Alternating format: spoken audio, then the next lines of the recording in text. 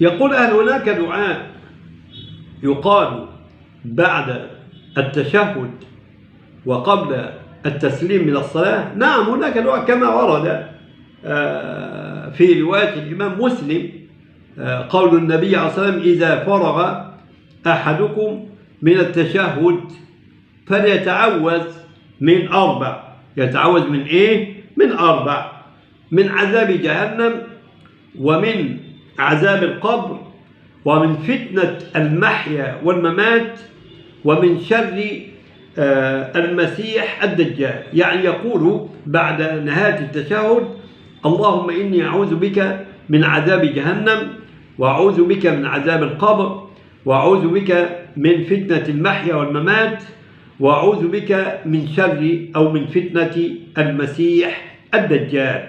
وهذا الدعاء كان يقوله النبي عليه الصلاة والسلام، وثبت أنه عليه الصلاة والسلام واظب عليه. نعم.